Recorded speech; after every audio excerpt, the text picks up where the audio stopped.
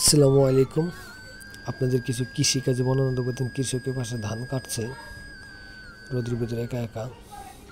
এর পাশে দেখেন আবার নাঙ্গল দিয়ে ক্ষেত চাষ করছে পেঁয়াজ ক্ষেত করার জন্য।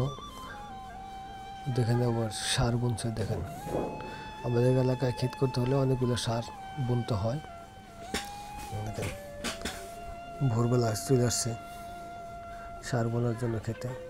এই পাশে দেখেন পেঁয়াজ লাগাচ্ছে মুরব্বি অনেকে আছে। দেখেন পেঁয়াজ কীভাবে খেতে লাগায় দেখানোর চেষ্টা করব। দেখেন অনেকে আছে সামনে একটা একটা করে আপনার বালতি আছে, পাতিল আছে, এগুলো করে পিজ রাখে। পিজ রেখে রেখে ওখানে মাঝে মাঝে শহীদ দেন হাসি খুশি। আর এলাকার বাইরেরা দেখুন ফটো চাষা ধান দেখাচ্ছে। ধান বস্তা গ্রামে ধান আবার পেঁয়াজি ক্ষেতের লাল টানছে আর এক কৃষক ভাই।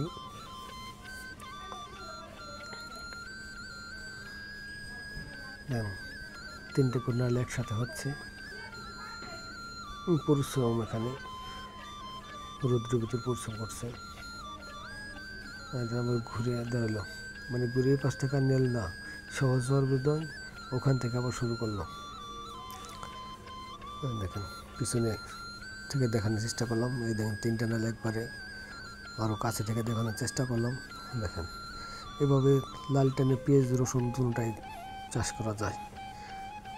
পরিশ্রম, কঠিন পরিশ্রম কৃষকের, কিন্তু আসলে মূল্য পায় না। এদের পাশে শেষ হয়ে গেছে লাগানো, চলে আসতেছে সবাই এ পাশে আসবে। দেখেন সবাই প্রস্তুতি নিতে আসার। সে দেখেন ধান কেটে ফেলে রাখছে। আবার এই পাশে যে আবার চাষ করছে আপনার, এখানেও মনে হয় পেঁয়াজ টেস্ট করবে, পেঁয়াজ রসুন যাই হোক এখানেও চাষ করবে। কি সুন্দর করে আরও কয়েকবার চাষ দিতে হবে, মাটিগুলো এখনো গোড়া হয় নাই।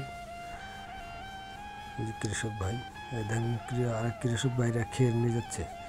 আমাদের এলাকায় খের বলে, আপনার এলাকায় অনেক এলাকায় খড় বলে, যে জায়গায় মানে চিনুক। এদের বাড়ি মানে অন্য এলাকায়, পিক আপ করে নিয়ে যাবে এখান থেকে। ওই দেখেন ভাত নিয়ে যেতেছে এক মহিলা।